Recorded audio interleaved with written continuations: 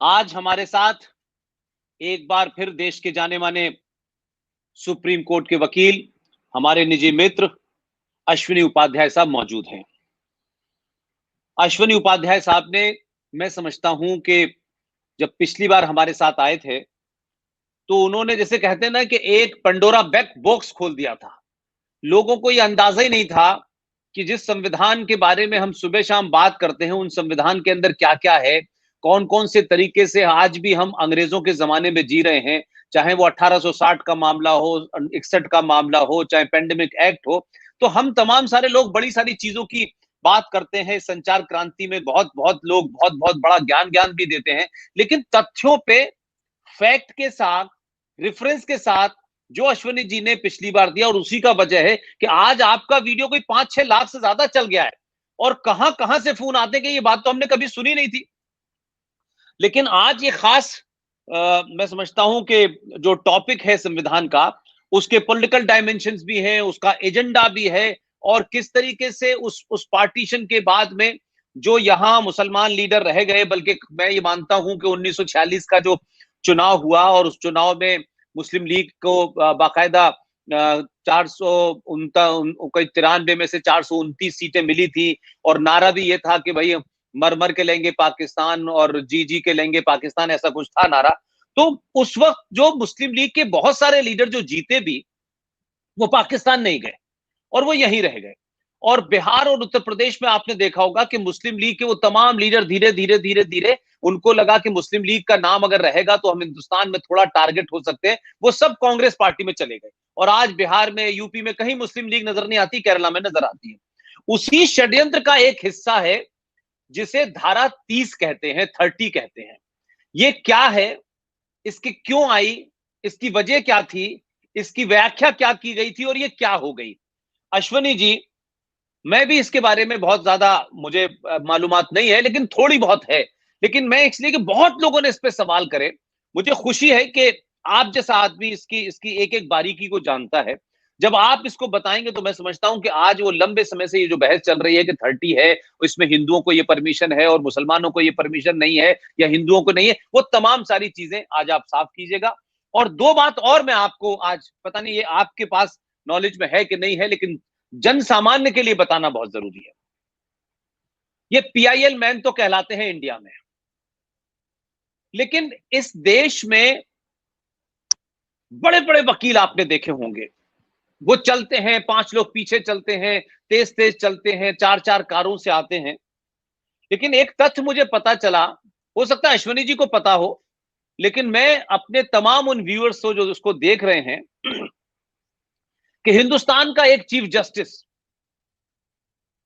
अगर किसी अपनी जो लंच का टाइम हो और अपने और सारे जस्टिस के साथ बैठा हो, और वो एक ऐसी बात कहे एक साधारण से आदमी का, जैसे लास्ट टाइम जब आए थे तो मैंने बताया था, और खुद अश्विनी जी ने बताया कि वो तो भाई मेरे 20 साल पुरानी जो अपनी एक गाड़ी है उसी से चलते हैं और सीएनजी से चलते हैं। ऐसे साधारण आदमी का असाधारण काम के कारण उस लंच मीटिंग में जस्टिस गोगोई, जो अब नहीं है, इस वक्त रिटायर हो गए और वो राज्यसभा के मेंबर हैं, उन्होंने बातचीत में कहा कि पूरे देश में अगर मैं कोई एक आदमी को ये कहूं कि जो आदमी राष्ट्र हित में, देश हित में कोई पीआईएल करता है, बाकी सारे लोग एजेंडे के लिए करते हैं, तो उस आदमी का नाम है अश्विनी उपाध्याय। और ये बात कई जजों ने बताई, तब जाकर तक ये हमारे तक पहुंची। अश्विनी जी को तो जरूर पता होगी। इस तरीके का कमेंट, इतना ईमानदाराना कमेंट, उसके बावजूद भी वो आदमी आज भी साधारण ही है। और ये साधारण आदमी है, शायद इसीलिए असाधारण काम कर पा रहे हैं, इसीलिए बहुत बड़ी चीजें ये कर रहे हैं जो लोगों को उसका अंदाजा नहीं है। अश्विनी जी, आपकी ताकत इस देश को एक नई राह दिखाएगी, और किस तरीके से इस देश में संविधान धाराओं के पीछे जो बहुत सारा घालमेल है जो लोग नहीं समझ पाते हैं। और पिछली बार आपने एक बड़ी मजे की बात कही कि जिन सांसदों को कानून बनाना चाहिए, वो चोगा पहन करके कोर्ट में कानून के खिलाफ लड़ रहे हैं। तो मैं समझता हूं कि इस वक्त जब आप लाइव हैं, आप सारे पेजेस पे लाइव हैं, और सिर्फ इस चैनल पे नहीं, आपके भी जितने फेसबुक पेज लाइव हैं उन सब पे आप लाइव नजर आ रहे हैं। और हमारी कोशिश ये है कि बात हजारों लाखों लोगों तक जाए, इसका ये महत्व नहीं है कि कौन किस चैनल पे है, कौन किस चैनल पे नहीं है।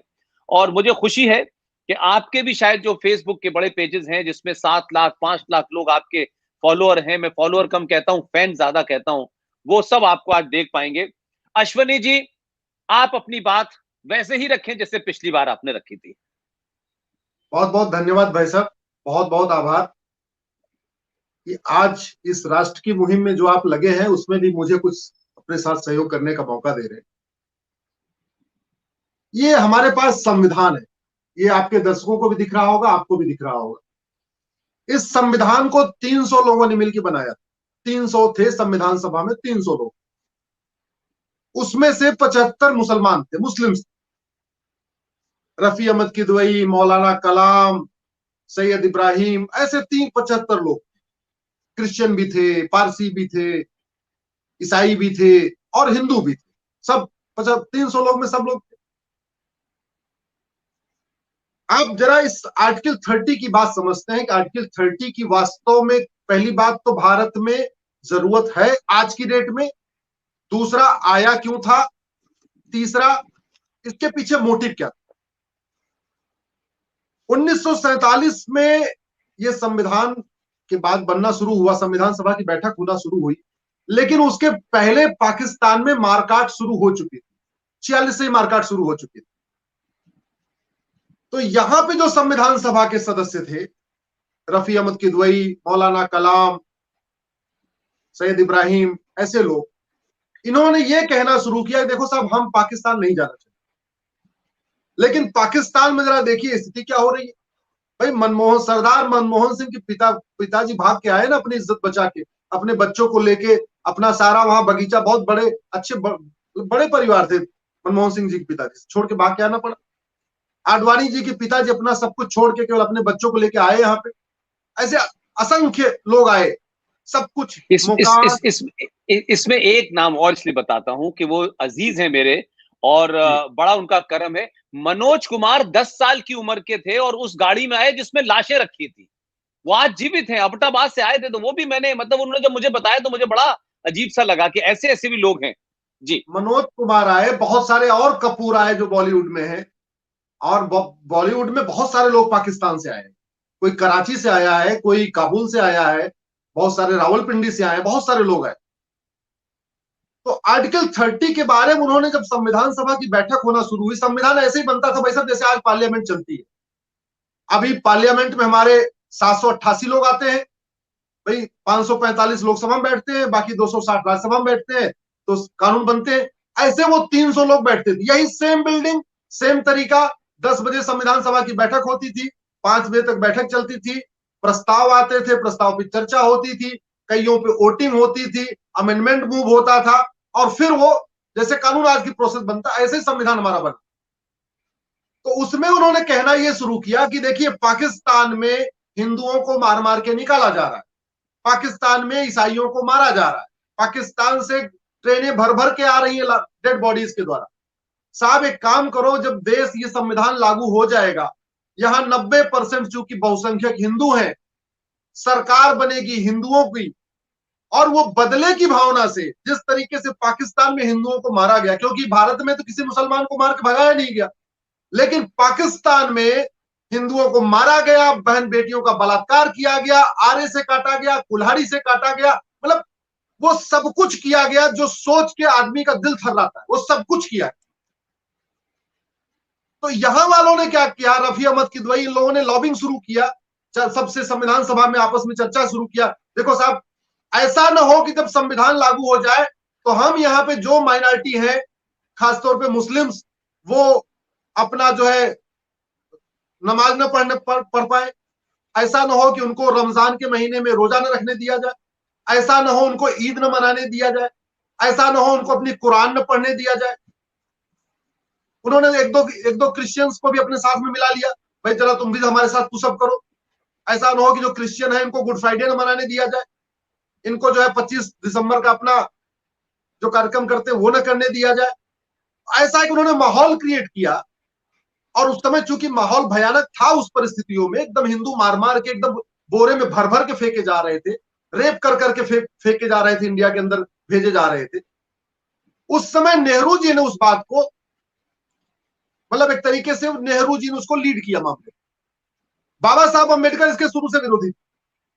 बाबा साहब अम्बेडकर का कहना था, जब हमने संविधान के फंडामेंटल राइट का जो पहला फंडामेंटल राइट है आर्टिकल 14, जब हमने उसमें कह दिया है equality before law, equal protection of law, जब भारत में हिंदू मुसलमान पारसी ईसाई को सबको कानून का बराबर संरक्षण मिलेगा, तो इस आर्टिकल 30 क्या जरूरत है, अलग से माइनॉरिटी के नाम की जरूरत क्या है।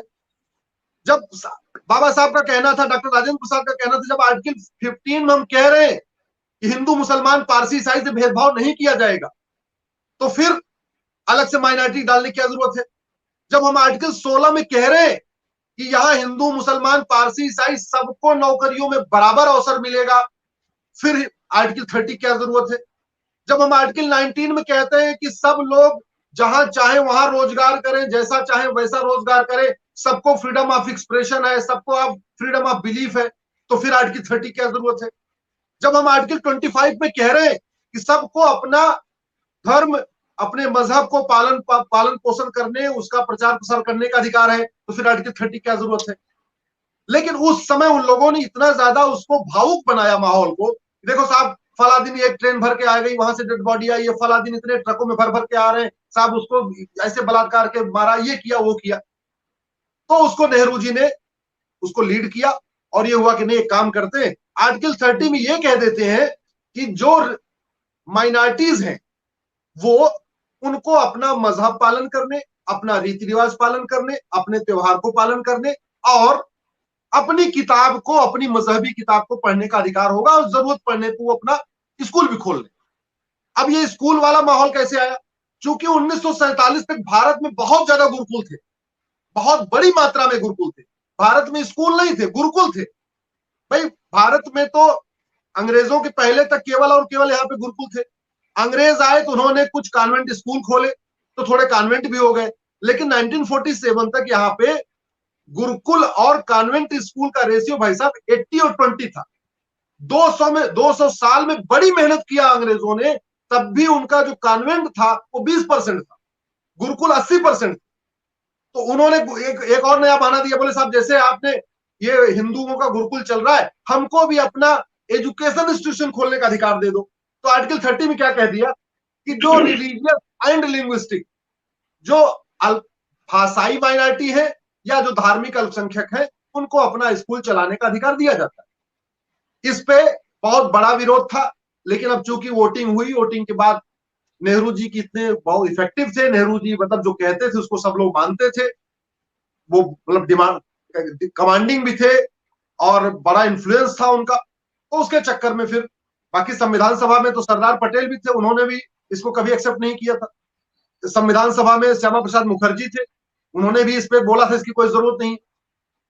तो संविधान जब आर्टिकल 30 की बात आई थी, श्यामा प्रसाद मुखर्जी जी ने बोला इसकी कोई जरूरत नहीं, सरदार पटेल ने बोला इसकी कोई जरूरत नहीं, बाबा साहब ने बोला इसकी कोई जरूरत नहीं।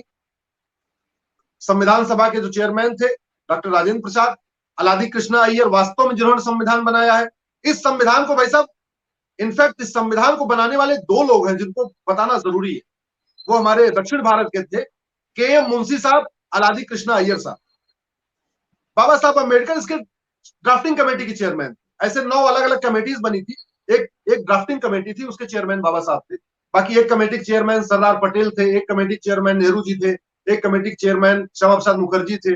अलग अलग 9 कमेटीज बनाई थी काम का बंटवारा करने के लिए, और बाद में बाबा साहब अम्बेडकर इसके ड्राफ्टिंग कमेटी के चेयरमैन। तो मोटा मोटा जो मेन संविधान बनाने वाले, वास्तव में जो पूरे दुनिया का संविधान स्टडी किया था, वो अलादी कृष्णा अय्यर ने किया था और के एम मुंशी ने किया था। उन्होंने दो लोगों ने पूरे दुनिया का संविधान स्टडी किया, अमेरिका का स्टडी किया, फ्रांस का किया, अलग अपना यूके का किया, सबका करके ये इसमें जोड़ा। तो पहला जो कहा, ये मतलब जो पहला उन्होंने ये कहा था, भाई यहाँ गुरुकुल इतने सारे हैं, हमको मदरसा नहीं चलाने दिया जाएगा, हमको कॉन्वेंट स्कूल नहीं खोलने दिया जाएगा, इसलिए आर्टिकल 30 कहा कि नहीं ठीक है आप भी खोल लेना। लेकिन बात वही, क्या इस देश में अलग से माइनॉरिटी की जरूरत है।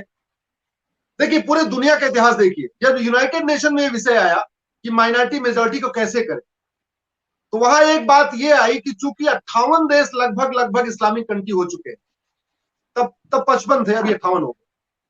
तो यूएन में ये कहा गया कि जहां जहां इस्लामिक कंट्री होता है वहां पे सबको बराबर नहीं माना जाता।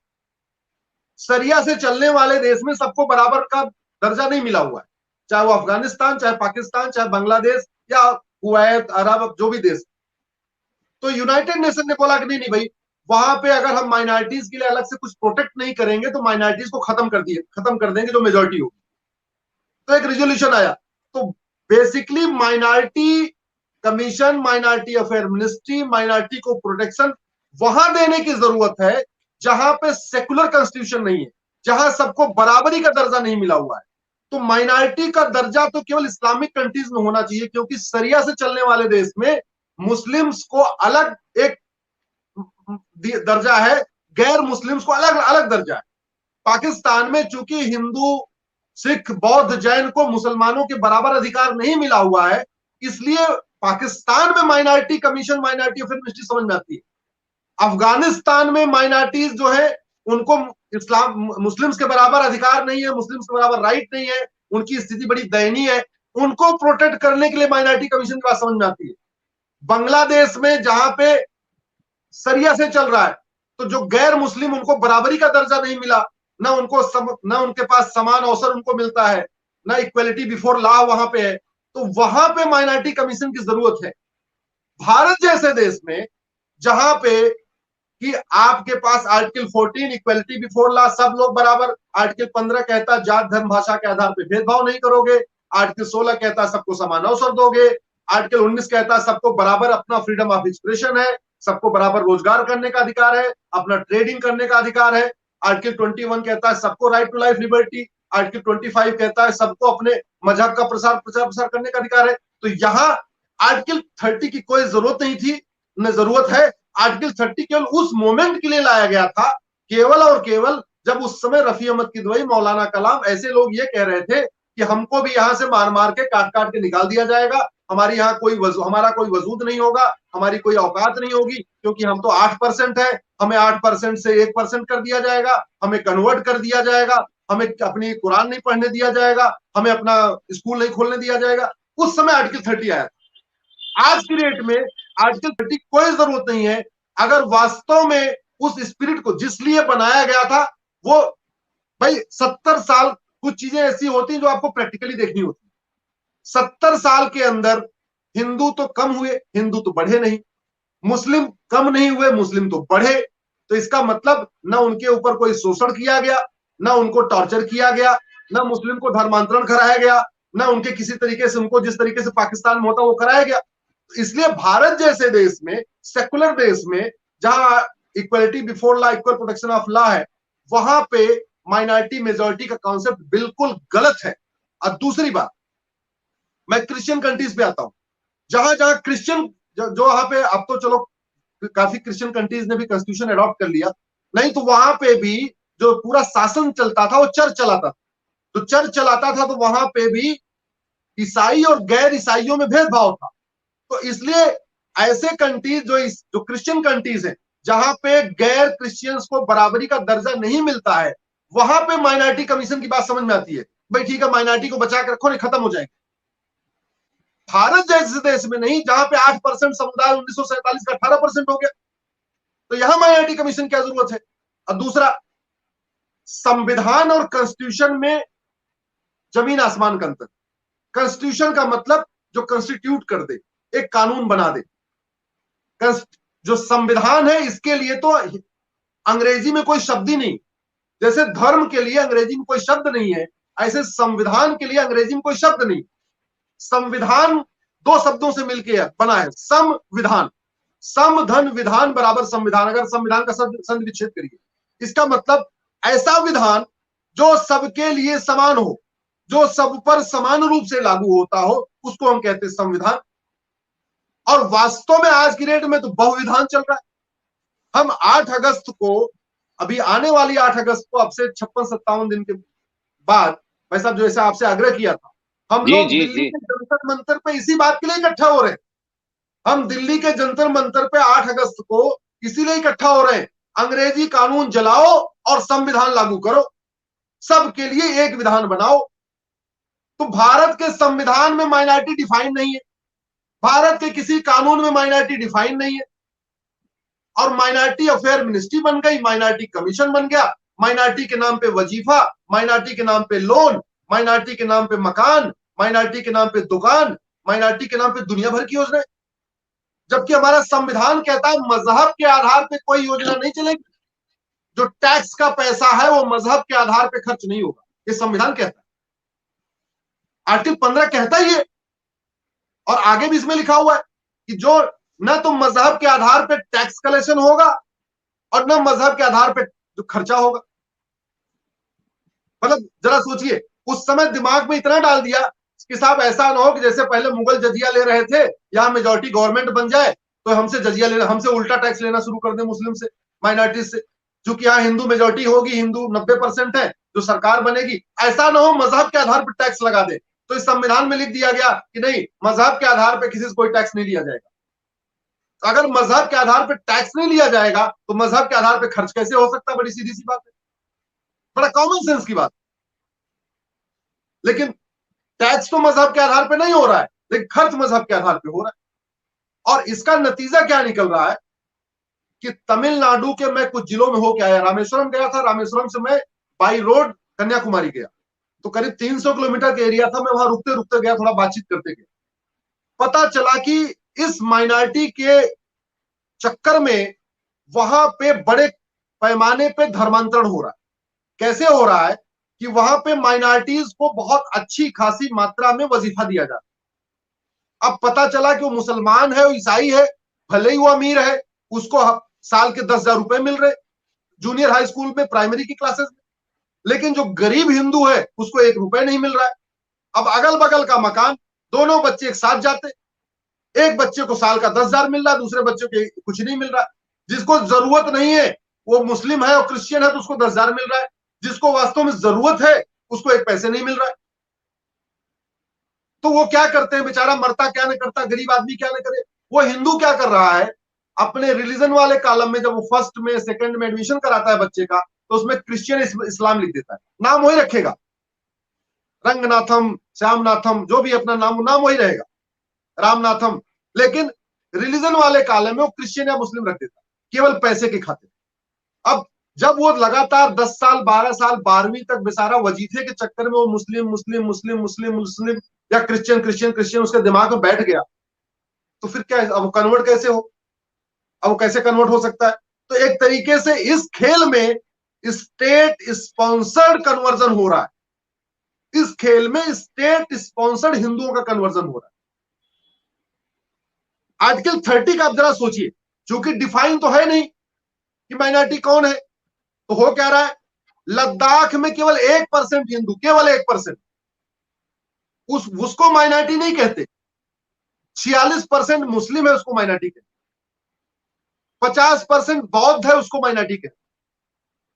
मतलब गजब का खेल चल रहा है पूरी दुनिया में भाई साहब, ऐसा कहीं नहीं चल रहा।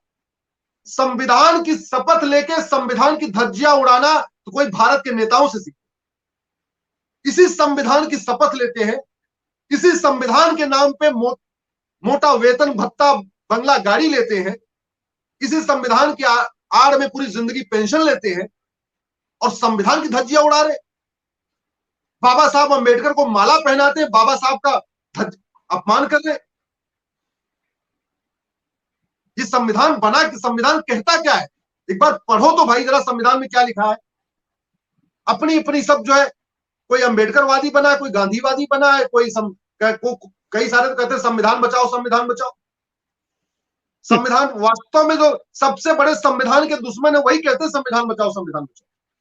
तो आप चूंकि माइनॉरिटी को डिफाइन नहीं किया, माइनॉरिटी, मैंने एक आरटीआई फाइल किया सेंट्रल गवर्नमेंट में। मैंने पूछा कि माइनॉरिटी किसको कहते हैं और कितने परसेंट वाला माइनॉरिटी है, और माइनॉरिटी को आइडेंटिफाई करने का तरीका क्या। मेरे पास आरटीआई की जवाब आया, माइनॉरिटी की कोई परिभाषा नहीं है, माइनॉरिटी को आइडेंटिफाई करने का कोई तरीका नहीं, हम कोई गाइडलाइन नहीं है। बस वो एक सा जवाब, हवाबाजी वाला जवाब आ गया, कोई नहीं। मिजोरम में हिंदू केवल 2%, केवल 2%, उनको माइनॉरिटी नहीं कहते। 88% जो क्रिश्चियन है उसको माइनॉरिटी कहते। लक्षद्वीप। लक्षद्वीप में हिंदू 2%, वो माइनॉरिटी नहीं है। 97% जो मुस्लिम है वो माइनॉरिटी है। कश्मीर में हिंदू 4%, वो माइनॉरिटी नहीं है। जो नया यूनियन टेरिटरी कश्मीर बना है, मुस्लिम हिंदू मात्र 4%, वो माइनॉरिटी नहीं है। 95% वहां मुस्लिम, वो माइनॉरिटी है। नागालैंड में हिंदू केवल 8%, हिंदू माइनॉरिटी नहीं है। क्रिश्चियन 88% है, वो माइनॉरिटी बने हुए। मेघालय में हिंदू केवल 11%, वो माइनॉरिटी नहीं है। ईसाई वहां 75%, वो माइनॉरिटी बने हुए। तो ऐसे ही आपका लद्दाख हुआ, मिजोरम हुआ, लक्षद्वीप हुआ, कश्मीर हुआ, नागालैंड हुआ, मेघालय हुआ, अरुणाचल हुआ, मणिपुर हुआ। मतलब इवन पंजाब। जो कम्युनिटी ज्यादा है वो माइनॉरिटी बनी है। 80% वाली आबादी माइनॉरिटी कहला रही है, 2% वाली मेजोरिटी कहला रही है। मतलब गजब का तमाशा खेल रहा है, गजब का तमाशा। और इसीलिए मैं भाई साहब फिर से कह रहा हूं, भारत के संविधान को इसीलिए हमारे बच्चों के सिलेबस में नहीं डाला गया। जितने भी डेवलप्ड कंट्री हैं, America, France, China, German, Singapore, हर देश में फंडामेंटल ड्यूटी, फंडामेंटल राइट और डायरेक्टिव प्रिंसिपल को प्राइमरी के सिलेबस में डाला जाता है कि बच्चा समझ ले कि वो उसे क्या क्या करना है, उसके क्या क्या अधिकार है और सरकार को क्या क्या करना है। डायरेक्टिव प्रिंसिपल जो सरकार की ड्यूटी है, हमारे देश में इसीलिए नहीं डाला जाता संविधान में, क्योंकि अगर हमारी युवा पीढ़ी, हमारे बच्चे समझ जाएंगे कि उनके क्या क्या फंडामेंटल ड्यूटी, उनके क्या क्या फंडामेंटल राइट और सरकार की क्या क्या फंडामेंटल ड्यूटी है, सरकार को क्या करना है क्या नहीं करना, अगर समझ जाएंगे तो सवाल खड़ा करेंगे। संविधान कहता है संविधान कहता है आप जातियों को समाप्त करोगे, जाति मुक्त समाज की स्थापना करोगे। हमारी सरकारों ने जाति के आधार पे स्कीम बना दिया, जाति के आधार पे कानून बना दिया, जाति के आधार पर आयोग कमीशन बना दिया। सरकार कहता है कि भाषा के आधार पे कोई काम नहीं होगा, सरकार ने भाषा के आधार पर दुनिया भर की स्कीम लॉन्च करी। सरकार कहती है क्षेत्र के आधार पर कोई काम नहीं करोगे, इसलिए आर्टिकल 370 मात्र 10 साल के लिए डाला गया और फिर ये सरकार को निर्देश दिया था 370 हटा लेना। अब 370 तो हट गया, लेकिन 371 चल रहा है। नागालैंड में चल रहा है 371। आपको नागालैंड में जाना है, हमें और आपको नागालैंड में जाना है तो पहले हम गुवाहाटी जाएंगे और जब नागालैंड में एंट्री करेंगे हमें आपको वहां पे वीजा लेना पड़ेगा। परमिट सिस्टम चल रहा है। जो स्थिति कश्मीर में आर्टिकल 370 कारण थी, वही स्थिति आपकी 371 के कारण नागालैंड की चल रही है। मैं बहुत जल्दी 371 में चैलेंज करूंगा, बहुत जल्दी करूंगा, अगला टारगेट मेरा वही है। तो कहने का मतलब, आप सब कुछ कर रहे हो लेकिन माइनॉरिटी कौन है ये नहीं बता रहे। माइनॉरिटी 1% वाला होगा कि 2% वाला होगा, 3%, ये नहीं बता रहे। यह विषय जब यूनाइटेड नेशन में गया तो यूनाइटेड नेशन ने उसकी एक डिफिनेशन बनाई। डिफिनेशन ये है, एनी ग्रुप और community which is socially, economically, politically non dominant and inferior in population. मैं भाई साहब रिपीट करता हूं, सब लोग इसको समझ लें। यूनाइटेड नेशन की माइनॉरिटी की डिफिनेशन है, एनी ग्रुप और community which is socially, economically, politically non dominant and inferior in population. मतलब ऐसा समुदाय, ऐसा समूह जो सोशली, सामाजिक रूप से बहुत नगण्य हो, उसकी कोई हैसियत ना हो, आर्थिक रूप से उसकी कोई हैसियत ना हो और राजनीतिक उसका कोई वजूद ना हो, कोई राजनीतिक पार्टी उसको पूछती ना हो, और इंफीरियर इन पॉपुलेशन, संख्या में नगण्य हो। नगण्य का मतलब 0.1% हो, 0.2% हो, 0.3% हो, 1% हो, उसको कहते हैं माइनॉरिटी। 10%, 20%, 50% वाली कम्युनिटी को माइनॉरिटी नहीं कहते। हमारे देश में तो लक्षद्वीप का 95%, जो 97% मुस्लिम है, वो भी माइनॉरिटी बना हुआ। कश्मीर का 95% मुस्लिम भी माइनॉरिटी बना हुआ। नागालैंड का 88% क्रिश्चियन भी माइनॉरिटी बना हुआ। मतलब गजब का खेल चल रहा है पूरी दुनिया में जो माइनॉरिटी है वो समान शिक्षा की मांग करते हैं। भारत, हिंदुस्तान में जो मेजॉरिटी हिंदू है वो कह रहा है समान शिक्षा लागू करो। पूरी दुनिया में माइनॉरिटी कहते हैं यूनिफॉर्म सिविल कोड लागू करो, समान अधिकार की, हमको भी वही अधिकार दे दो जो सबको मिला हुआ है। भारत में मेजॉरिटी कम्युनिटी कह रही है यूनिफॉर्म सिविल कोड लागू करो। पूरी दुनिया में धर्मांतरण माइनॉरिटी का होता है। पाकिस्तान में जो धर्मांतरण है वहां की माइनॉरिटीज का होता है, इसलिए वो 23% थे, अब 2% से कम हो गए। भारत में धर्मांतरण मेजॉरिटी कम्युनिटी हिंदुओं का होता है। तो मतलब ये पाकिस्तान में हिंदू कहता है हमको बराबर अधिकार दे दो, हमको बराबर अधिकार दे दो। हम भारत में कह रहे हैं माइनॉरिटी डिफाइन कर दो, माइनॉरिटी डिफाइन कर दो, जो माइनॉरिटी को देते हो हमको भी दे दो। ये गजब का खेल चल, और ये तभी ठीक हो सकता है, ये तभी ठीक हो सकता है जब इस देश के सभी जो लोग राष्ट्र से प्रेम करते हैं, जो लोग देश को चाहते हैं, वो अपने अपने आप को थोड़ा सा तकलीफ दे। वो एसी के कमरे में बैठ के केवल फेसबुक चलाने के और केवल व्हाट्सएप चलाने से ये बात नहीं बनेगी। इस देश में भाई साहब लोकतंत्र नहीं है, इस देश में भीड़ तंत्र है। अगर भीड़ तंत्र नहीं होता तो 5 बार सुप्रीम कोर्ट का फैसला नहीं पलटा जाता, पहले संविधान को 100% लागू किया जाता। अगर भीड़ वास्तव में लोकतंत्र होता तो सबसे पहले संविधान को 100% लागू किया जाता, फिर संविधान में संशोधन किया जाता। 25% के आसपास संविधान बचा हुआ है, मूल संविधान 25% बचा हुआ है, और 125 बार संविधान बदल गया। कभी आप फिर से हम लोग अगर कोशिश करेंगे, अगर आपके आदेश होगा, सप्ताह में एक बार हम एक एक आर्टिकल पे बात करेंगे जो संविधान देश की एकता अखंडता के लिए जरूरी था, जो जिस आर्टिकल को लागू करने से भारत में जातिवाद, भाषावाद, क्षेत्रवाद, अलगाववाद, कट्टरवाद, नक्सलवाद, माओवाद कम होता, जिस आर्टिकल को लागू करने से देश की एकता अखंडता मजबूत होती, वो काम नहीं किए गए, 125 बार बदल दिए। तो इस देश में वास्तव में लोकतंत्र नहीं भीड़ तंत्र है। अगर भीड़ इकट्ठा होगी, आप दिल्ली का बॉर्डर घेर लो, ना आपके खिलाफ एक कार्रवाई होगी, ना आपके खिलाफ मुकदमा लिखा जाएगा। लेकिन वास्तव में आप ईमानदार आदमी हो, आप कानून को मानते हो, संविधान को मानते हो, तो रेड लाइट तोड़ोगे तो 5,000 रुपए पेनल्टी आएगी। आप कानून संविधान को मानते हो, सीट बेल्ट नहीं पहनोगे, आपके ऊपर 5,000 की पेनल्टी आएगी। कानून को मानते हो, हेलमेट नहीं लगाओगे, 200 400 जो भी है पेनल्टी आएगी। लेकिन अगर आप कानून को नहीं मानते हो, भीड़ है, आप सड़क जाम कर लो, आप दिल्ली में आग लगा दो, आप दिल्ली में दंगा कर दो, आप चलती हुई बस को फूंक दो, आप चलती हुई ट्रेन को फूंक दो, कुछ नहीं होगा, कुछ नहीं होगा। हमारी सरकारों ने तो आज तक ये कानून नहीं बनाया कि वास्तव में जो लोग दंगा करेंगे, जो सरकारी संपत्ति को जलाएंगे, उसकी हम पूरी पूरी कीमत वसूल करेंगे। आज तक कानून ही नहीं बनाया, और यही नतीजा है। नहीं, कभी आपने सुना कि अमेरिका, फ्रांस, चाइना में कोई सरकारी संपत्ति जलाता हो, कोई बस जलाता हो, कोई ट्रेन जलाता हो? ये ट्रेन और बस भारत में क्यों जलती है? ये घुसपैठिए भारत में क्यों आते हैं? चाइना, अमेरिका, फ्रांस, जापान क्यों नहीं चले जाते? क्योंकि हमने कानून ही नहीं बनाया। घुसपैठियों की 100% प्रॉपर्टी सीज करके 10 साल 20 साल के लिए जेल में डालने के लिए कानून ही नहीं बनाया, इसलिए यहां चले आ रहे। पूरी दुनिया में माइनॉरिटी 1% वाला माइनॉरिटी है, 2% वाला माइनॉरिटी है, और हमारे यहाँ 90%, 80%, 95% वाला माइनॉरिटी बना हुआ है। और सबसे मुझे तकलीफ इस बात की है भाई साहब, भारत में 788 सांसद हैं, 788। इन एक सांसद के ऊपर अगर आप उसके खाना बनाने वाले का तनख्वाह जोड़ लीजिए, ड्राइवर की तनख्वाह जोड़ लीजिए, उसका सारा फोन का फोन, फ्री की यात्रा, हवाई यात्रा सब जोड़ लीजिए, लगभग 1 करोड़ रुपए खर्च होता है एक सांसद के ऊपर एक साल में। तो 788 का मतलब 788 करोड़ रुपए जा रहा है।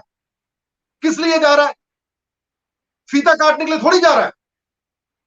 अरे अगर कोई बीमारी है तो डॉक्टर क्या करता है? एक डॉक्टर से इलाज नहीं होता, 2 डॉक्टर मिलते हैं, 2 डॉक्टर से इलाज नहीं होता, 3-4 डॉक्टर मिलते हैं, 10 डॉक्टर इकट्ठे हो जाते हैं, उस बीमारी की चर्चा करते हैं, उस बीमारी की समस्या के रूट काज पे जाते हैं, उसका समाधान करते हैं।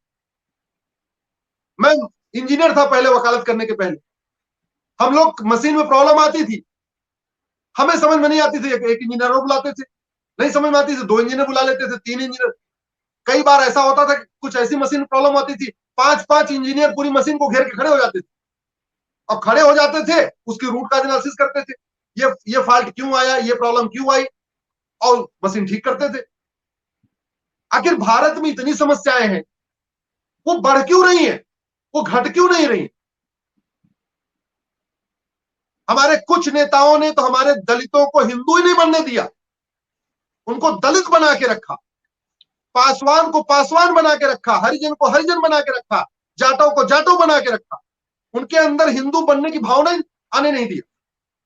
कुछ हमारे नेता थे, उन्होंने यादवों को एकदम यादव ही बना दिया, उनको हिंदू ही नहीं बनने दिया। कुछ बाद में आए, उन्होंने पटेल को पटेल बना दिया, कभी एहसास ही नहीं करने दिया नहीं तुम हिंदू हो।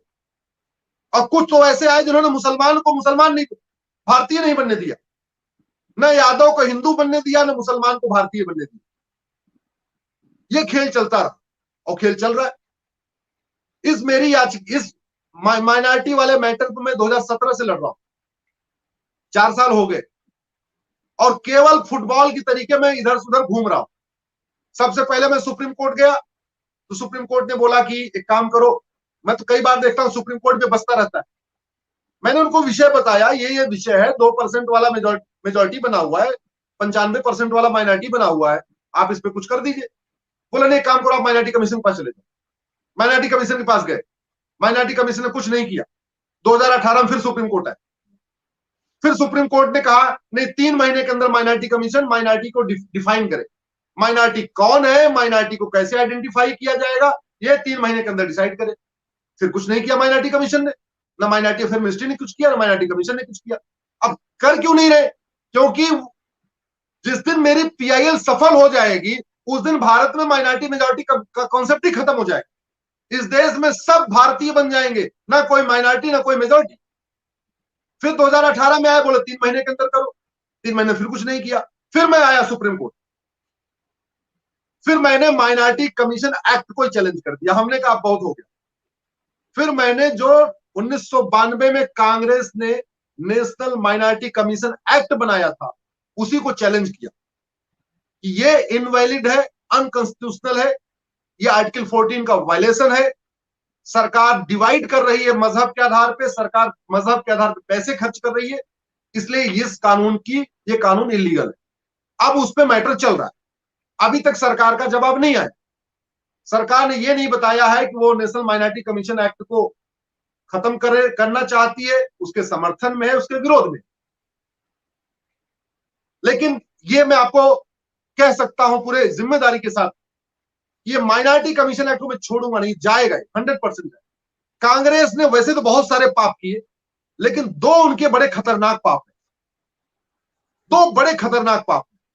पहला, 1991 में उन्होंने कानून बनाया, पूजा स्थल कानून, प्लेसेस ऑफ वर्शिप एक्ट, जिसको मैंने सुप्रीम कोर्ट में चैलेंज किया है और नोटिस इशू हो चुका है। बाद में सुब्रमण्यम स्वामी जी ने भी पिटीशन फाइल किया, उनकी याचिका भी जुड़ गई है। हमारे साथ हरिशंकर जैन जी है, विष्णु जैन जी है, उनकी याचिका भी है। तो अभी 3-4 पिटीशन हो चुकी है। और दूसरा उन्होंने बड़ा पाप किया, 1991 में प्लेसेस ऑफ वर्शिप एक्ट बनाया, 1992 में उन्होंने ये दूसरा कानून बनाया, national minority commission act, NCM act कहते हैं उसको मैंने चैलेंज किया। फिर इससे फिर नहीं पेट भरा इसका, कांग्रेस का। 1994 में इसने एक और कानून बना दिया, जिसको कहते हैं national commission for minority education institution act. उस कानून के चक्कर में अलीगढ़ यूनिवर्सिटी में रिजर्वेशन नहीं चलता, उस कानून के चक्कर में जामिया में रिजर्वेशन नहीं चलता, एससी एसटी कोई रिजर्वेशन नहीं मिलता। तो मैंने उस 1994 वाले कानून को भी चैलेंज किया सुप्रीम कोर्ट में। तो 1992 का national commission for minority act और 1994 का national commission for minority education institution act, वो दोनों कानून हमने चैलेंज किया हुआ है। दोनों जो हमारी अलग अलग पिटीशन थी, उसको एक साथ जोड़ दिया गया है। लेकिन दुख तो मुझे इस बात का होता है, इतना बड़ा भारत, टोटल 20 लाख वकील, 20 लाख में से लगभग 17 लाख हिंदू वकील, और आज एक याचिका चल रही है, बस एक याचिका, national minority commission education institution में दोबारा कोई आया नहीं। इस देश में एनआरसी लागू करने के लिए केवल एक याचिका, ये गलत है। अरे आप जिस लायक हो कुछ तो करो। आप अगर पीआईएल डाल सकते हो पीआईएल डालो, आप वैसे ही प्रचार प्रसार कर सकते हो वैसे प्रचार प्रसार करो। लेकिन जो सही बात है, जो संविधान कह रहा है, उस विषय को आप कम से कम जनता तक पहुंचाओ तो।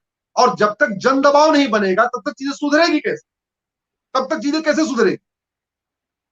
भाई हमारे डॉक्टर दुनिया की सबसे सस्ती और सबसे अच्छी कोरोना की वैक्सीन 7 महीने में बना दी हमारे डॉक्टरों ने। हमारे इंजीनियरों ने, वैज्ञानिकों ने 108 मिसाइल एक साथ छोड़ा, सैटेलाइट एक साथ छोड़ दिया। हमारे वैज्ञानिकों ने अग्नि बना दिया, ब्रह्मोस बना दिया। कैसे बनाया? वो क्या करते हैं, पूरी दुनिया की मिसाइल का अध्ययन करते हैं, फिर एक नई मिसाइल बनाते हैं। डॉक्टरों ने पूरी दुनिया की पूरी वैक्सीन का अध्ययन किया, फिर एक अपनी वैक्सीन बना दिया। हमारे ये जो 788 सांसद बैठे हुए हैं संसद में, ये क्या करते हैं? ये किस देश का कानून पढ़ते हैं? न फ्रांस का पढ़ते हैं, न चाइना का पढ़ते हैं, न अमेरिका का पढ़ते हैं, न जापान का पढ़ते हैं, न जर्मन का पढ़ते हैं। और तो छोड़िए, संविधान को भी नहीं पढ़ते। इस संविधान में क्या क्या लिखा है, क्या क्या होना चाहिए, और हम कहते हैं नहीं भी आता। तो हम आप जैसे लोग इस देश में बहुत सारी चीजें बोल तो रहे हैं ना। आपका वीडियो तो सर्कुलेट हो रहा है, आपको फोन करके पूछ ले कि पुष्पेन जी ये विषय आपने जो बोला था इस पे क्या करना है, आप बताओ जरा क्या होना चाहिए।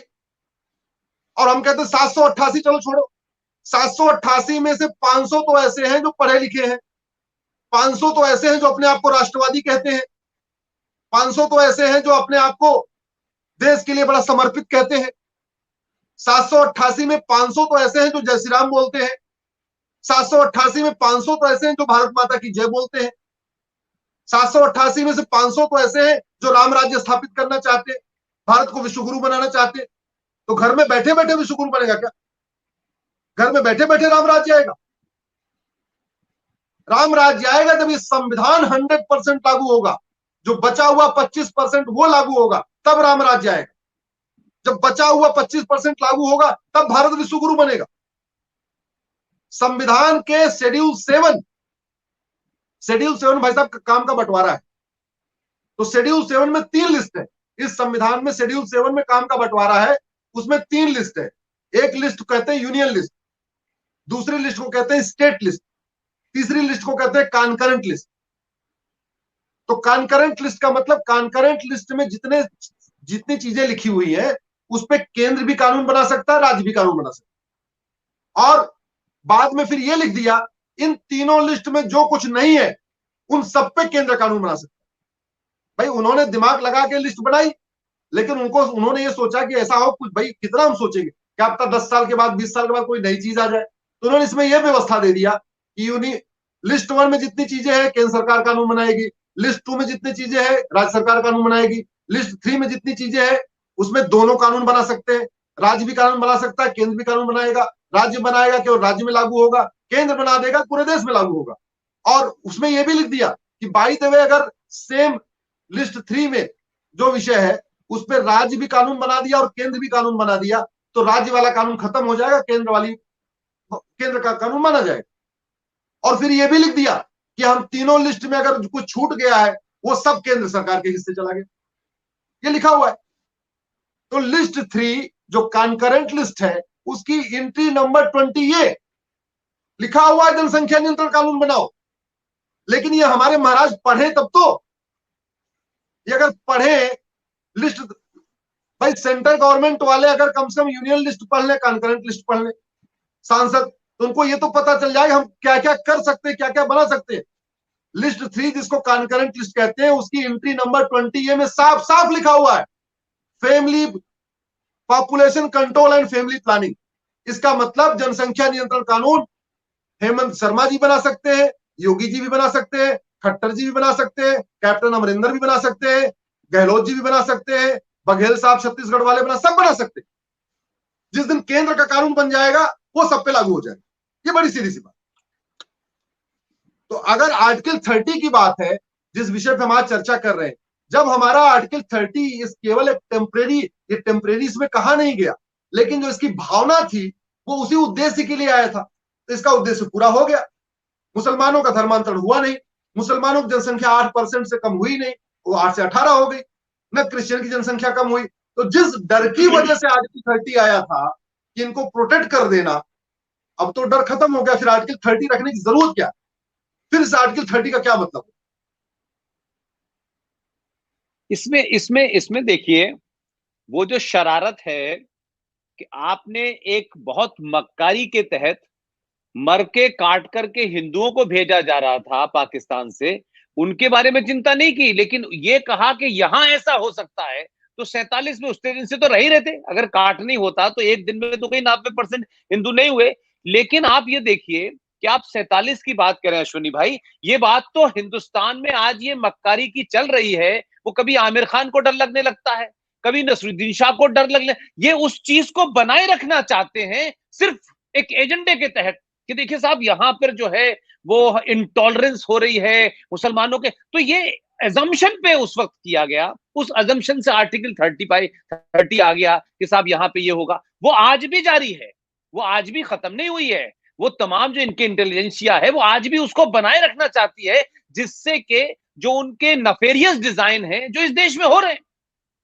आज बंगाल में खुलेआम मुसलमान हिंदू को मार रहा है। आज 5 लाख हिंदू कश्मीर से अपनी धरती से मुसलमानों ने मारा, कोई पाकिस्तान से आने वालों ने नहीं मारा।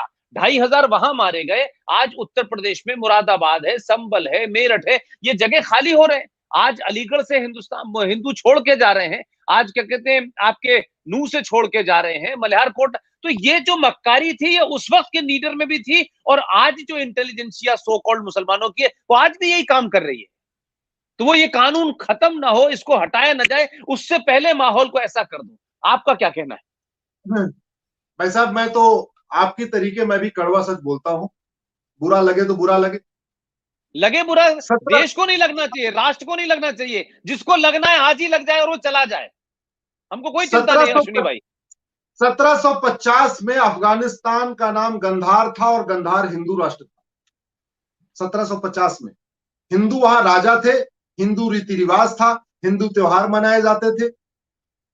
तो उस समय भी वहां हिंदुओं ने सोचा नहीं होगा यार हमें तो यहां सब कुछ कन्वर्ट होना पड़ेगा। आखिर 1750 में कोई बचा? 1750 में अगर हिंदू राष्ट्र था तो इसका मतलब वहां पे उपाध्याय भी रहे होंगे, कुलश्रेष्ठ भी रहे होंगे, यादव जी भी रहे होंगे, पटेल साहब भी रहे होंगे, पासवान जी भी रहे होंगे, सरोज भी होंगे, गुप्ता जी रहे होंगे, गर्ग साहब रहे होंगे, भार्गव जी भी रहे होंगे, सब रहे होंगे। और बाकी तो छोड़िए, 70 साल के पहले कराची पूरी तरीके से हिंदू मार्केट थी। पेशावर पूरा सिखों का, सिंधुओं का डोमिनेंट प्लेस था जहां पूरा बिजनेस वही करते थे। ये बात हमारे समझ में नहीं आ रहा, ये जो बचे हुए हिंदू समझ क्यों नहीं रहे? अरे देखते देखते दुर्योधन का ननिहाल गंधार कंधार बन गया। तुम्हें समझ में नहीं आ रही, तुम्हारे साथ आगे तुम 25 साल बाद तुम्हें दिखाई नहीं दे रहा क्या होने वाला। अगर दुर्योधन का ननिहाल गंधार बन सकता, गंधार कंधार हो सकता है, राजा भरत का ननिहाल कैकेय पेशावर बन सकता है, कुंभकर्ण का कुंभा काबुल बन सकता है, तक्षशिला रावलपिंडी बन सकता है, और तुम बाकी छोड़ दो, पूर्वी बंगाल बांग्लादेश बन सकता है। तो पश्चिम बंगाल क्यों नहीं बांग्लादेश बन जाए? आखिर बंगाल की तो पूरी बांग्लादेश तो डिजाइन करके बैठा हुआ है। ग्रेटर बांग्लादेश में बहुत बड़े पैमाने पे काम हो रहा है, इस पे चर्चा हमें करने की जरूरत है। जिस तरीके से पाकिस्तान का कॉन्सेप्ट पूरा गजवा हिंद करने का है, जो यहां अंदर बैठे हुए हैं वो जमीयत फमीयत जो भी है दुनिया भर के, बांग्लादेश के अलग खेल चल रहा है। बांग्लादेश भारत के 7 राज्यों का जो बॉर्डर वाला ये राज्य है उसको मिला के ग्रेटर बांग्लादेश का अपना सपना पाल के बैठा हुआ है। और बांग्लादेश में भी चुनाव होता है तो हिंदू वहां पलायन करता है, और बंगाल में भी चुनाव होता है तब भी हिंदू पलायन करता है। कमाल है। बांग्लादेश में एक बड़ी इंटरेस्टिंग बात बताऊं सर, अवध के एरिया में उपाध्याय होते थे। ये फैजाबाद, फैजाबाद तो नहीं, अयोध्या, मतलब फैजाबाद तो बाद में नाम हो गया, अयोध्या, प्रयाग, कानपुर, इस वाले एरिया में उपाध्याय होते थे। तो राजा स्कंद गुप्त थे उस समय, उन्होंने बोला हमको 1000 उपाध्याय दे दीजिए, क्योंकि उपाध्याय का मतलब पूजा पाठ करने वाला, मंदिरों में पूजा कराने वाला और गुरुकुल गुरुकुल चलाने वाला, ये होता था उपाध्याय। उन्होंने क्या किया कि 2000 उपाध्याय को बंद गांव में बसाया, तो वो उनको कहा बंदोपाध्याय। 2000, हाँ 10, और उसके बाद उन्होंने एक उपाध्यायों की टुकड़ी को चटगांव में बसाया, जो चटगांव बांग्लादेश में, उसको कहा उन्होंने चट्टोपाध्याय। फिर कुछ उपाध्याय को गंगा सागर में बसाया पूजा पाठ करने के लिए, वो बन गए गंगोपाध्याय। ओ वाह। तो उपाध्याय से बंदोपाध्याय, बंदोपाध्याय से बनर्जी, उपाध्याय से चट्टोपाध्याय, चट्टोपाध्याय से चटर्जी, उपाध्याय से गंगोपाध्याय, गंगोपाध्याय से गांगुली। क्या वो अंग्रेज, पहले तो वो बंदोपाध्याय, चट्टोपाध्याय, गंगोपाध्याय, मुखोपाध्याय चल रहा था। बाद में अंग्रेज आए, अंग्रेजों को शॉर्ट करने की आदत थी, नाम को मतलब शॉर्ट करते थे, तो उन्होंने बंदोपाध्याय को बनर्जी कर लिया, चट्टोपाध्याय को चटर्जी कर लिया, मुखोपाध्याय को मुखर्जी कर लिया, गंगोपाध्याय को गांगुली कर लिया। इस तरीके से सारे उपाध्याय, गोत्र हम सबका एक ही होता है। मैं अपने बंगाल में बैठे बनर्जी, चटर्जी, मुखर्जी और गांगुली से कहना चाहता हूं कि ये पूर्वी बंगाल जो बांग्लादेश बन गया, वहां पे भी बंदोपाध्याय, चट्टोपाध्याय, मुखोपाध्याय, गंगोपाध्याय थे, कोई नाम लेवा नहीं बचा। तुम किस सपने में जी रहे हो? अगर पूर्वी बंगाल का गंगोपाध्याय, बंदोपाध्याय, मुखोपाध्याय, चट्टोपाध्याय खत्म हो सकता है, तो पश्चिम बंगाल कैसे नहीं खत्म हो जाएगा? ये मुझे समझ में नहीं आ रही, दिमाग क्यों नहीं लगा रहे? देखते देखते, आखिर देखते देखते पूरी बंगाल बांग्लादेश बना ना। हमारे पूर्वज, हमारे पिताजी के, हमने नहीं देखा, हमारे पिताजी ने देखा, हमने नहीं देखा लेकिन हमारे पिताजी ने देखा कि पाकिस्तान बना।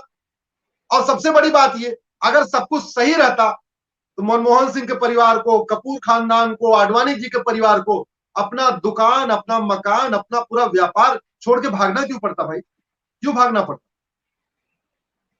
और एक बात मैं आप जरूर कहना चाहूंगा, क्या कारण था कि गोरी ने 17 बार हमला किया?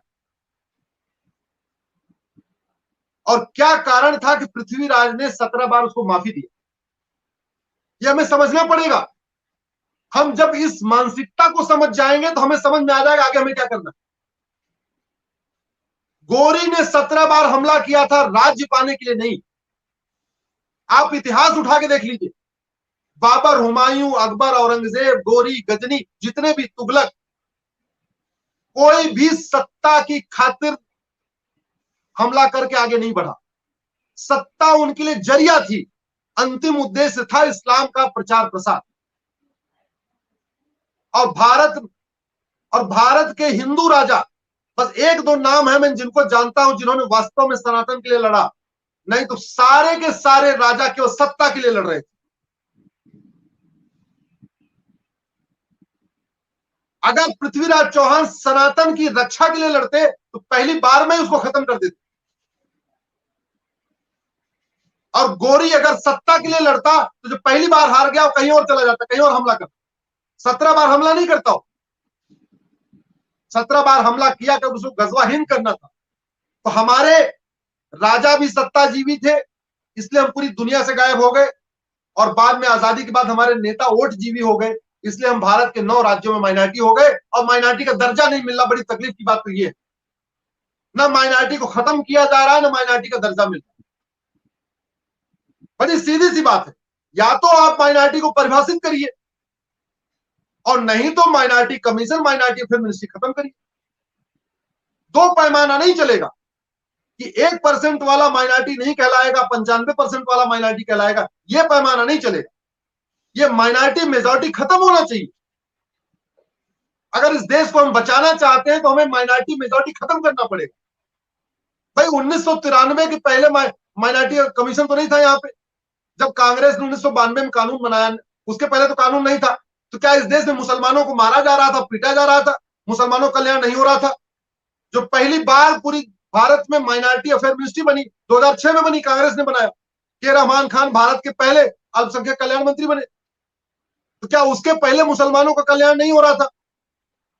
2006 के पहले क्या मुसलमान बिल्कुल नंगे भूखे थे और बिल्कुल ठीक हो गए अल्पसंख्यक कल्याण मंत्रालय बनते?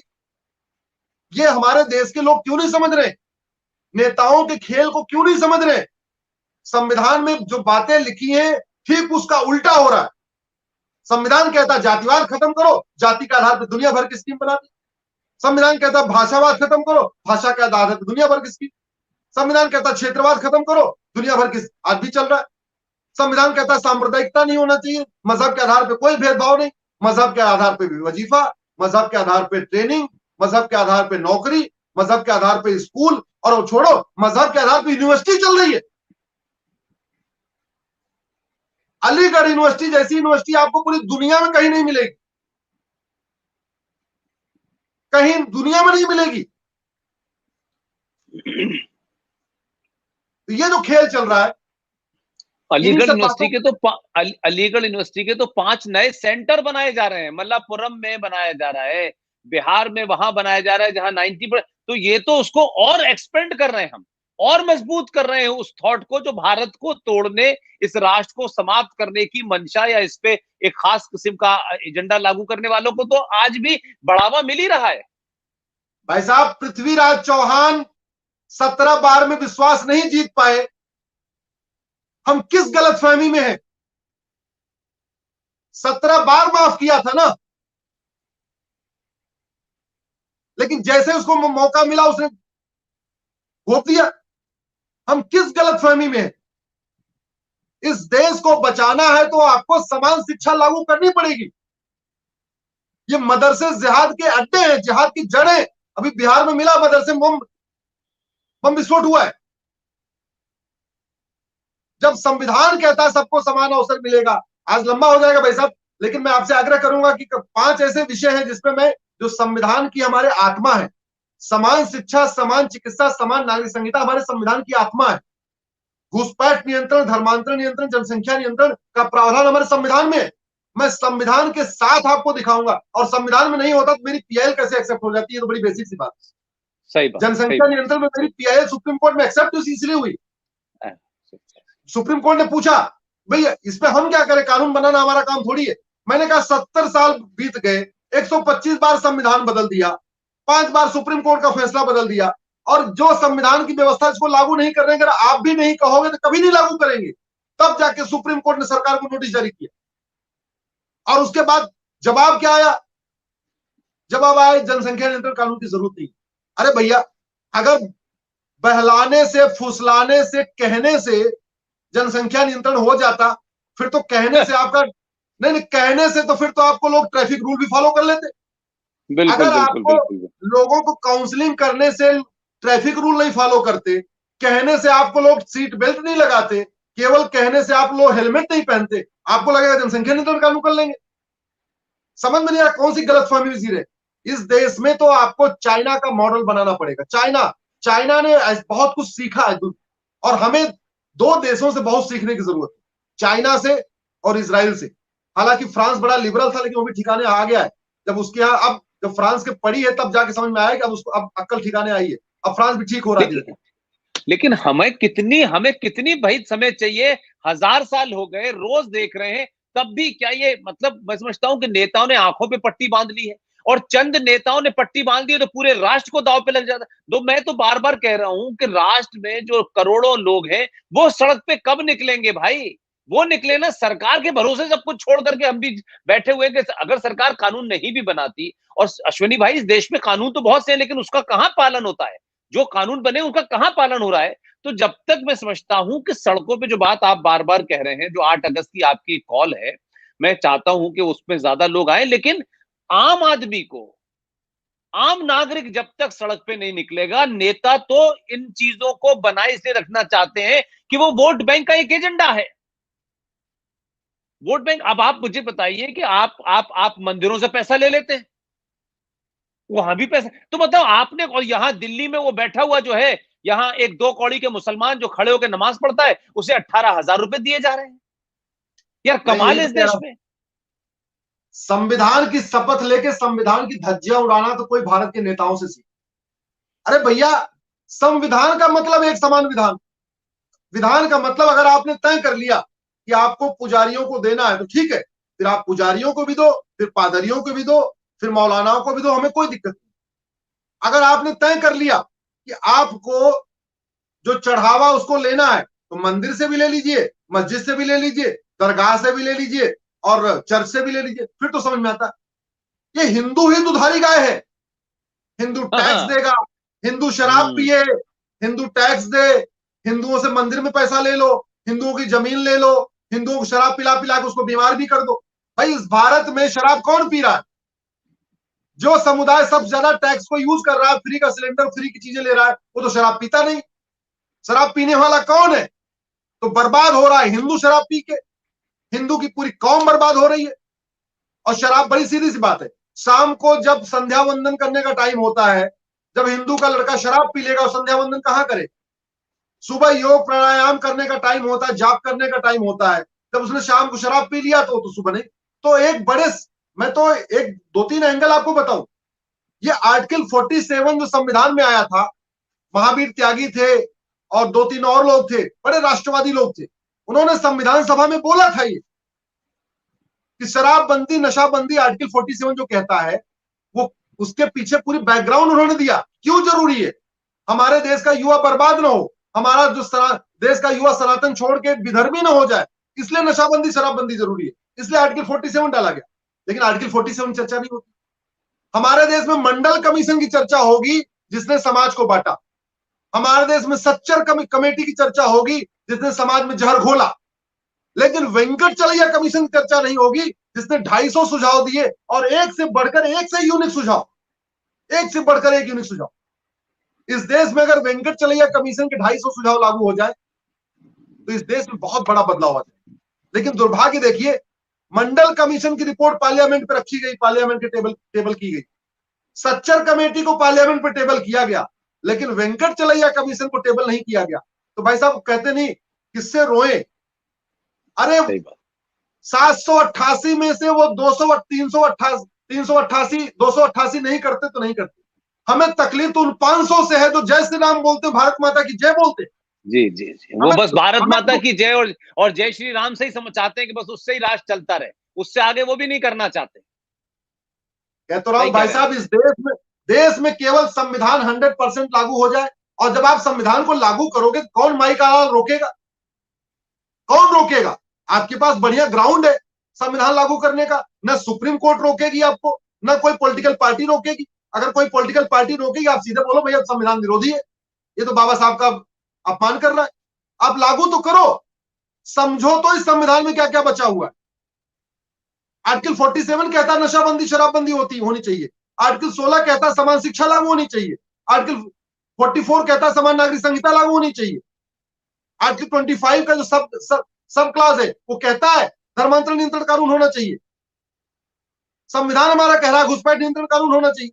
संविधान हमारा आर्टिकल 351 कह रहा है इस देश के सभी लोगों को हिंदी और संस्कृत लिखना पढ़ना बोलना आना चाहिए। आप कानून बनाओ, संस्कृत को मैंडेटरी करो, संस्कृत को भारत की राष्ट्रीय भाषा घोषित करने का सबसे पहला जो प्रपोजल रखा था वो बाबा साहब अम्बेडकर ने रखा। बाबा साहब अम्बेडकर हिंदी को नहीं, संस्कृत को भारत की राष्ट्रीय भाषा बनाना चाहते थे। क्यों? क्योंकि उन्होंने ये कहा कि हिंदी को लेकर कहीं विरोध नहीं, केवल तमिलनाडु में विरोध है, लेकिन संस्कृत को लेकर कहीं विरोध नहीं, तमिलियंस को संस्कृत से विरोध नहीं है। इसलिए बाबा साहब ने बोला काम करो, संस्कृत राष्ट्रभाषा बना देते हैं, संस्कृत को मैंडेटरी कर देंगे स्कूलों में, तो जब बच्चे संस्कृत पढ़ेंगे हिंदी तो अपने आप पढ़ लेंगे। गांधी जी हिंदी को राष्ट्रभाषा बनाना चाहते, आप गांधी जी को माला पहनाते हो, हिंदी को राष्ट्रभाषा घोषित नहीं करते। बाबा साहब अम्बेडकर संस्कृत को राष्ट्रभाषा बनाना चाहते थे, आप बाबा साहब को माला पहनाते हो, संस्कृत राष्ट्रभाषा नहीं बनाते हो। बाबा साहब सबसे पहले जब यहाँ पे हिंदू मैरिज एक्ट बनना हुआ 1905, तो सबसे पहले बाबा साहब ने विरोध किया। बाबा साहब ने बोला जब हमने संविधान में आर्टिकल 44 यूनिफॉर्म सिविल कोड रखा हुआ है तो हिंदू के लिए अलग से कानून क्यों बनना चाहिए? आप यूनिफॉर्म सिविल कोड लागू करिए, देखते कौन विरोध करता, कौन विरोध करता इस देश। और ऐसा नहीं है कोई रॉकेट साइंस की बात कर रहे हैं, चीजें हमारे संविधान में है, चीजें चाइना में, फ्रांस में, यूके में चल रही हैं, अच्छी तरीके चल रही हैं, कोई विरोध करने वाला भी नहीं है, फिर भी पता नहीं करने से क्यों डर रहे हैं। समझ में हम तो मैं समझता हूं कि this is the right time, you have majority in both the houses and you have a will, you want to do that, and आप अपने मैनिफेस्टो में से लिखते रहे, तो आपने शोभा बढ़ाने के लिए लिखा हुआ है कि हम ये भी करेंगे ये भी करेंगे, लेकिन अब फिर वही मैं कह रहा हूं, आप सत्ता में हैं, आप पे मेजॉरिटी है, ब्रूट मेजॉरिटी है, दूसरी बार मेजॉरिटी है, तो अब देश के सामने आपके पास कोई रास्ता नहीं है भागने का कि हमने ये नहीं था और वो नहीं था, 20 राज्यों में आपकी सरकार है। अगर ये भी सरकार नहीं करती तो फिर इसका मतलब यह है कि ये सिर्फ ढकोसला है, मैनिफेस्टो में बड़ी बड़ी बातें करिए और जब आप सत्ता से बाहर हो तो कुछ और कहिए, सत्ता में आए तो कुछ और कहिए, मुझे ऐसा लगता है। भाई साहब आर्टिकल 14 कहता है रूल ऑफ लॉ। ऐसा कुछ बड़ी इंटरेस्टिंग बातें आपको बताऊं कि संविधान में सारी बातें लिखी नहीं है, लेकिन संविधान में यह लिखा हुआ है कि सुप्रीम कोर्ट इस संविधान का इंटरप्रेटर है। मतलब संविधान में जो बातें नहीं लिखी हैं उसका इंटरप्रिटेशन सुप्रीम कोर्ट करेगा। इसलिए सुप्रीम कोर्ट को कहते हैं गार्जियन ऑफ कॉन्स्टिट्यूशन, मतलब इसका वो गार्जियन है संविधान का, अब protector of fundamental right. Supreme court क्या क्या, सुप्रीम कोर्ट ने कहा कि पुलिस रिफॉर्म आर्टिकल 14 का हिस्सा है। आर्टिकल 14 फंडामेंटल राइट है, रूल ऑफ लॉ हमारा फंडामेंटल राइट है, भारत चूंकि रूल ऑफ लॉ से चलता है, इसलिए उन्होंने कह दिया पुलिस रिफॉर्म आर्टिकल 14 के अंतर्गत आएगा। कोई पुलिस रिफॉर्म करने के लिए तैयार नहीं। वही मैकाले वाला 1861 का कानून लेकर ढोरे। अब तो वो मैकाले वाला कानून यूके में भी नहीं चलता, यूके में नहीं चलता, ब्रिटेन में भी 1861 वाला कानून नहीं चलता जो हम लेके चल रहे। मैकाले की आईपीसी 1860 वाली अब यूके में भी नहीं चलती, ब्रिटेन में नहीं चलती, हम लेके चल रहे। अगर हमने पुलिस रिफॉर्म किया होता, जुडिशियल रिफॉर्म किया होता, ये छोटे छोटे जो है टुच्चे जो सांसद विधायक बने, संसद विधायक नहीं बनते।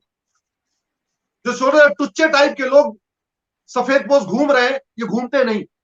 हमने पुलिस रिफॉर्म, जुडिशियल रिफॉर्म किया होता तो आज सोनिया गांधी जेल में होती। हमने पुलिस रिफॉर्म, जुडिशियल रिफॉर्म किया होता तो राहुल गांधी जेल में होते, वाड्रा जेल में होता, प्रियंका जेल में होती, फारूक अब्दुल्ला, उमर अब्दुल्ला जेल में होती। हमने पुलिस रिफॉर्म, जुडिशियल रिफॉर्म किया होता तो ये गमले में गोभी पैदा करने वाले चिदम्बरम जेल में होते। पुलिस रिफॉर्म, जुडिशियल रिफॉर्म किया होता, वोहरा कमेटी, इतना बड़ा नेक्सस, वोहरा कमेटी बनी, वोहरा कमेटी में नाम तक आ गए, नाम तक आ गया। और वोहरा दाऊद के गुर्गे इस देश में चीफ मिनिस्टर बन गए। हमने वोहरा कमेटी की रिपोर्ट को टेबल नहीं किया। चलो कांग्रेस ने वोहरा कमेटी की रिपोर्ट पर टेबल नहीं किया, आज की डेट में वोहरा कमेटी की रिपोर्ट टेबल करने में क्या दिक्कत? वेंकट चलैया कमीशन तो कांग्रेस ने नहीं बनाया था ना, वेंकट चलैया कमीशन अटल बिहारी वाजपेयी जी ने बनाया था। अटल बिहारी वाजपेयी जी के द्वारा बनाए गए कमीशन को पार्लियामेंट में टेबल करने से किसने रोका है? समान नागरिक संहिता का ड्राफ्ट बना के पार्लियामेंट में टेबल करने से कौन रोक रहा है? जनसंख्या नियंत्रण कानून का ड्राफ्ट बना के पार्लियामेंट में टेबल करने से कौन रोक रहा है? जो लॉ कमीशन की सिफारिशें हैं उनको अगर पार्लियामेंट में टेबल करने से कौन रोक रहा है? समझ में नहीं आ रहा है कि हम जा कहां रहे हैं। और हमें तकलीफ तो उन 500 लोगों से है, उन 500 सांसदों से है लोकसभा और राज्यसभा के, जो अपने आप को राष्ट्रवादी कहते हैं, कई बार गमछा भी भगवा कलर का पहन लेते हैं, कई बार भगवा कलर का कुर्ता भी पहन लेते हैं, अपने आप को जय श्री राम, भारत माता की जय बोलते हैं, लेकिन न कभी वो पुलिस रिफॉर्म की बात करते, न कभी इलेक्शन रिफॉर्म की बात करते, न कभी जुडिशियल रिफॉर्म की बात करते, न कभी समान शिक्षा की बात करते, न कभी समान नागरिक संहिता की बात करते, न कभी घुसपैठ नियंत्रण कानून बनाने की बात करते, न धर्मांतर नियंत्रण कानून बनाने की बात करते, न जनसंख्या नियंत्रण कानून बनाने की बात करते। वो फीता काटते रहो, बतौलेबाजी करते रहो, बतौलेबाजी करते रहो। बतौलेबाजी करने से बड़ी सीधी सी बात है, हम हिंदू धर्म के लोग पूर्व जन्म में विश्वास करते, पुनर्जन्म में विश्वास करते। आखिर डॉक्टर राजेंद्र प्रसाद ने भारत में जन्म लेना छोड़ दिया क्या? क्या बाबा साहब अंबेडकर ने भारत में जन्म लेना छोड़ दिया? क्या श्यामा प्रसाद मुखर्जी ने भारत में जन्म लेना छोड़ दिया? क्या लोहिया जी ने जन्म लेना छोड़ दिया? यदि नहीं तो आज की डेट में हमारे पास लोहिया, पटेल, श्यामा प्रसाद मुखर्जी, दीनदयाल, ऐसे लोग संसद में क्यों नहीं पहुंच पा रहे? क्योंकि हमने वो अंग्रेजों की घटिया व्यवस्था को बरकरार रखा हुआ, इसलिए हमारे संसद में न लोहिया पहुंच पा रहे, न श्यामा प्रसाद पहुंच पा रहे, न दीनदयाल जी पहुंच पा रहे, न बाबा साहब अंबेडकर पहुंच पा रहे। नहीं तो आप ढूंढिए भाई साहब, आप तो इतना बड़ा बड़ा काम है, आप ढूंढिए, आपको भारत में कम से कम हर राज्य में आपको एक दीनदयाल मिल जाएंगे, एक श्यामा प्रसाद मिल जाएंगे, एक सरदार पटेल मिल जाएंगे, एक आपको बाबा साहब अंबेडकर मिल जाएंगे, एक लोहिया मिल जाएंगे। राष्ट्रवादियों की कमी थोड़ी है, ईमानदार लोगों की कमी नहीं है। आपको शास्त्री मिलेंगे, आज भी मिलेंगे शास्त्री, बस केवल इतना है कि वो पार्लियामेंट पहुंच नहीं पा रहे। और मुझे तो कई बार ताजुब होता है, हमारे कुछ कांग्रेस के लोग हैं, कभी कभी सुप्रीम कोर्ट मिलते तो मजाक भी बुलाते, बोले तुम्हारी वाली टीम तो यार दिन भर केवल एक्सपोज करती रहती है, क्या हुआ आज? एक्सपोज ही करते रहोगे, कुछ और भी करोगे? पूछते, हमको ताना मारते। अरे असली गांधी की पोती ने 3 करोड़ का घोटाला किया तो 7 साल की सजा हो गई। असली गांधी की पोती ने अफ्रीका में 3 करोड़ रुपए का घोटाला किया तो 7 साल की सजा हुई और 3 करोड़ जब्त हो गया। नकली गांधी यहां कम से कम 50,000 करोड़ करोड़ की प्रॉपर्टी लेके बैठा है पूरे भारत में, और बाहर वो गोल्फ खेल रहा है, एसपीजी सुरक्षा में चल रहा है, जेट जेट कटे की सुरक्षा में घूम रहा है। मुझे समझ में नहीं आ रहा कि नंगे आदमी को और एक्सपोज कर, अरे उसके पास एक्सपोज करने के लिए बचा के सब जानते हैं वो परिवार देशद्रोही है, वो परिवार जो है भ्रष्ट है, वो परिवार देश के बारे में अच्छा नहीं सोचता। हमने क्या किया? हम केवल पूछताछ करते रहेंगे, नोटिस भेजते रहेंगे, साल में एक बार नोटिस भेज देंगे, नोटिस चली जाएगी, पेपर में छप जाएगा, फिर अगली बार इलेक्शन में फिर कहेंगे। बड़ी सीधी सी बात है, अगर गांधी परिवार भ्रष्ट है तो बाहर क्यों? अब बाहर है तो फिर भ्रष्ट कैसे? अगर आप कहते हो अब्दुल्ला परिवार के पास करोड़ों रुपए हैं, फारूक अब्दुल्ला, उमर अब्दुल्ला बाहर क्यों है? राहुल गांधी, सोनिया गांधी बाहर क्यों है? ये 2G घोटाला करने वाले बाहर क्यों है? कॉमनवेल्थ घोटाला करने वाले बाहर क्यों है? कोयला घोटाला करने वाले बाहर क्यों है? अगस्ता वाले बाहर क्यों है? ये मोइन कुरैशी बाहर क्यों है? ये हसन अली बाहर क्यों है? हम सत्ता में हैं। सत्ता का काम विपक्ष की पोल खोलना नहीं होता। सत्ता का काम ऐसी व्यवस्था बनाना होता है, ईमानदार सीना ठोक के जिए और भ्रष्टाचारी बाहर मुंह दिखाने लायक न बचे। सत्ता का मतलब ऐसी व्यवस्था कायम करना कि जितने गलत तरीके के लोग हैं, चाहे वो नक्सली हो, चाहे माओवादी हो, चाहे वो कट्टरपंथी हो, जो भी है, वो बाहर नजर नहीं आने चाहिए, वो तिहाड़ के अंदर होने चाहिए। ये व्यवस्था होती है और 1 साल के अंदर व्यवस्था बन सकती है, मात्र 1 साल के अंदर। मात्र 1 साल के अंदर ऐसी व्यवस्था बन सकती है, इस देश से सारे सेकुलर लिबरल देश छोड़ के भाग जाए।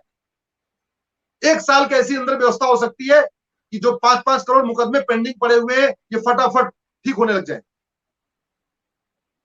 लेकिन जुडिशियल रिफॉर्म इसलिए नहीं किया जा रहा है कि जुडिशियल रिफॉर्म से आम आदमी के मुकदमे जल्दी निपटेंगे, इन लुटेरों के मुकदमे जल्दी निपटेंगे। ये लुटेरे पकड़े जाएंगे।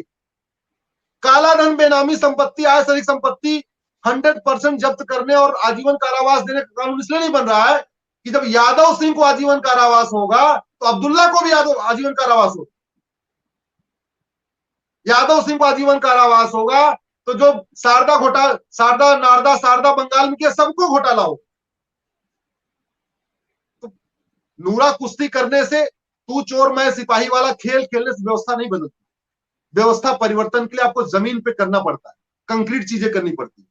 और एक बात मैं बता दूं भाई साहब, समीक्षा तो सबकी हो रही है। समीक्षा तो भीष्म पितामह की हो रही है कि द्रौपदी का चीरहरण हो रहा था, उन्होंने विद्रोह क्यों नहीं किया। समीक्षा द्रोणाचार्य की हो रही है कि चीरहरण होता रहा तो उन्होंने धनुष बाण क्यों नहीं उठा लिया अपना। समीक्षा कुलगुरु कृपाचार्य की हो रही है कि चीरहरण होता रहा तो उन्होंने विद्रोह करके राजमहल क्यों नहीं छोड़ा। समीक्षा कर्ण की हो रही है, जो इतना बड़ा दानवीर है, कि उसने अपने आंखों के सामने अपने दोस्त को ठीक बात क्यों नहीं समझाई, और नहीं मानता तो विद्रोह क्यों नहीं किया। समीक्षा सबकी होती है, सबकी होगी। गांधी की समीक्षा हो रही है, नेहरू की समीक्षा हो रही है, नेताजी की भी समीक्षा हो रही है। जिस नेताजी को गायब करने की कोशिश की है, नेताजी आगे बाहर आ गए। जिस पटेल को प्रधानमंत्री नहीं बनने दिया गया, आज पटेल आगे आ गए। समीक्षा सबकी होगी। और हमारी जो पीढ़ियां, आने वाली पीढ़ियां है तो बड़ी, ये तो बहुत ही क्रिटिकल है। ये हमारे हमारे आपके कहने पे नहीं मानेगी, अपने पैरामीटर पे तौलेगी किसने क्या किया। 10 साल के बाद ये पूछा जाएगा कि कौन सा रिफॉर्म किया। पुलिस रिफॉर्म किया, जुडिशियल रिफॉर्म किया, इलेक्शन रिफॉर्म किया, एडमिनिस्ट्रेटिव रिफॉर्म किया, सिटीजन चार्टर लागू किया, जुडिशियल चार्टर लागू किया, कितने नेताओं के 100% प्रॉपर्टी जब्त किया, कितने नेताओं को आजीवन कारावास दिया, कानून कौन से बदले, क्या नहीं बदला, कहां पहुंचाया भारत को। हम कहते हैं भारत में रूल ऑफ लॉ है, कानून से चलता है। रूल ऑफ लॉ इंडेक्स में आज तक हम टॉप 15 कभी आ ही नहीं पाए। हम कहते हैं भारत ईमानदार है, करप्शन परसेप्शन इंडेक्स में आज तक कभी हम टॉप 50 में नहीं आ पाए। इस साल भी हम 86वें स्थान पे है। तो ये बातें, मैंने कहा ना, समीक्षा सबकी होती है, इतिहास सबकी समीक्षा करता है।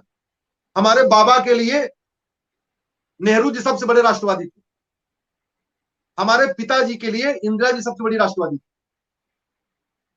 तो हमारा बच्चा भी कल समीक्षा करे। समीक्षा सबकी होगी, किसी की 5 साल पर, और बाकी छोड़ दीजिए 2012 में तो केजरीवाल दुनिया के, भारत के सबसे ईमानदार नेता थे। अभी 5-7 साल पहले केजरीवाल भारत के सबसे ईमानदार आदमी थे। तो समीक्षा हो रही है ना, समीक्षा सबकी होगी। ये समीक्षा सबकी होगी और होनी चाहिए। और एक बार फिर आपने इतनी सारी बातें और इतने सारे तथ्य और इतने उसके साथ रखे हैं कि मैं समझता हूं कि लोगों को एक उसमें चेतना जगेगी, लोग समझेंगे। और जो बात आपने कही है आखिर में कि समीक्षा सबकी होगी, जब अच्छे अच्छों की नहीं हो रही है तो हम और आप क्या है, हमारी भी होगी और आपकी भी होगी। लेकिन आपने जो आह्वान किया है पूरे देश के लोगों से, 8 अगस्त दिल्ली चलो और ये जो हमारे पास व्यवस्था है उसको उसकी उसकी होली चलाओ। तो मैं समझता हूं कि जो लोग सुन रहे हैं आपकी बात को, बहुत लाखों में लोग सुनते हैं आपको, आज आपके कई फेसबुक पे भी ये जा रहा है। मैं सबसे अपील करूंगा कि ये सिर्फ कोई अश्वनी कुमार का निजी मामला नहीं है, न पुष्पेंद्र जी का है, न आरएसएन का है, न जीडी का है, न सुशील पंडित का है। ये तमाम सारे लोगों का एक ही मकसद है कि ये राष्ट्र बचे और सूरत बदले। अगर कपड़े बदलते रहेंगे आप तो सूरत नहीं बदलेगी। कपड़े बदलने से लोग आपको हो सकता है कुछ खिताब दे दें, लेकिन सूरत अगर नहीं बदली तो इतिहास में आपकी भी समीक्षा होगी और इतनी ऐसी ऐसी होगी कि जिसका आपने उम्मीद नहीं की होगी। अगर राष्ट्र में अपने आप को दर्ज कराना है तो वो काम करके जाइए कि आपका कोई भी सपोर्टर ना हो, तब भी लोग आपको पीछे खड़े होकर के आपकी वाहवाही करें, आपकी तारीफ करें। अश्वनी भाई, बहुत बहुत धन्यवाद, थैंक यू वेरी मच। हम लोग मिलते रहेंगे इसी बेबाकी से, इसी धड़ल्ले से, इसी हौसले से, इसी बुलंदी से। आपकी आवाज बनी रहे और आप देश को जगाते रहें। खासतौर से जो लीगल एरियाज है जहां बहुत कम लोगों की पकड़ होती है या होती है तो लोग इस तरीके से बोलते नहीं है, क्योंकि उनको लगता है कि कहीं कोई नफा नुकसान ना उनको हो जाए, कहीं कोई बुरा ना मान जाए, कुछ मिलने वाला हो ना। तो हम सब शायद इसी काम के लिए बने हैं कि नफे नुकसान में हम आते ही नहीं है, वो हमारे पेरिफेरी में ही नहीं है। इसलिए इस पे और चर्चा करेंगे और मुद्दों पे करेंगे। आज आपने आर्टिकल 30 को बहुत विस्तार से समझा दिया और इसकी इसकी रिलेवेंस कैसे हुई, कौन लोग लाए, क्या एजेंडा था। आपका बहुत बहुत धन्यवाद, थैंक यू वेरी मच।